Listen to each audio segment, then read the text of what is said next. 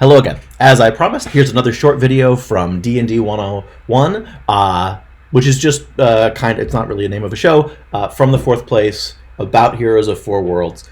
I'm going to do some short videos teaching you basic concepts, and I'm going to do some longer videos where we go into bigger subjects. In the last short video, I talked about the basics of an ability check. I want to talk now about a concept called advantage or disadvantage. This is a way for your Dungeon Master to represent that you have something going for you on a check, or you have something working against you. So for instance, if I'm trying to read runes and it's dark, my Dungeon Master might tell me, you just can't see them very well, so make this check with disadvantage. If someone's helping me, who's also good at the thing, my Dungeon Master might tell me to make the check with advantage. If it's something that's just right on the nose for what this character happens to know, I'm more likely to know it than the average bear, or the average wizard, my DM will tell me make this check with advantage. There are some situations in the game that automatically do this. I mentioned if someone's helping you, that there's some rules for that, but roughly if someone is actively contributing, one person is, instead of both of you making a roll, they can help you take the help action and you can make that roll with advantage.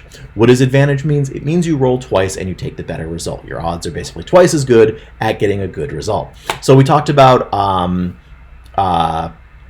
Lost Tom reading some runes. Let's say that they are ancient runes to do with magic in the era where he originally lived. He's a guy who's been around for a long time and has lost some Tom.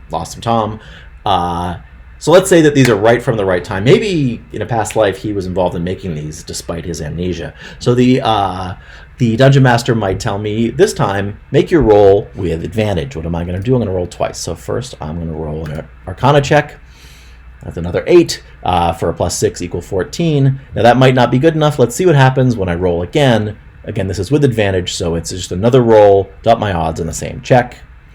This time I got an 11. Plus 6 is 17. That's a pretty good result for a knowledge-based check. So let's say in this case my Dungeon Master says, good news, Ian, Lost Tom does recognize these runes. That's it. That's a check with advantage. Let's do another version. Lost Tom is trying to read some runes and see what they mean, but this time it's in the dark.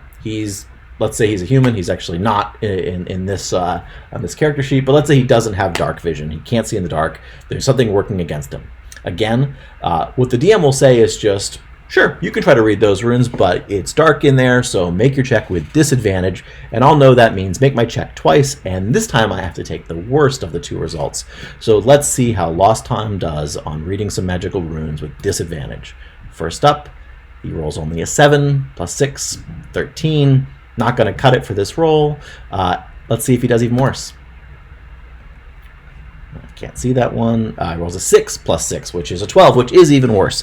So now in this case, he failed. He would have failed either way, but his odds were twice as bad. That's Lost Tom making a roll with advantage, and Lost Tom making a roll with disadvantage. Again, your DM will tell you you have advantage, your odds are better. The DM will tell you you have disadvantage, your odds are worse.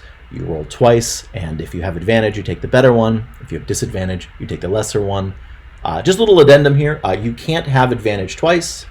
You can sometimes have advantage and disadvantage at the same time. The way they work is they just start canceling each other out. So if you have 3 reasons why you have advantage and 2 why you have disadvantage, you have advantage. They're just going to start pairing up, canceling each other out, whatever's left you have. One very common way to gain advantage that I'll close on is you'll see a box here called Inspiration. If you do something really cool, really in line with your character, your DM can award you Inspiration. That's just advantage that you can save up and use basically for story reasons. You know, you did something cool, so now for narrative reasons, your character's got a little luck in his pocket, their pocket. So that's it. Making ability checks with advantage or disadvantage. All these same things apply, of course, to things like attack rolls, which are very similar kinds of checks. Thanks. Next, in the next short video, I'm going to add a little bit on contested checks. What happens when we're arm wrestling, and it's your strength versus my strength? Well, I'm about to explain.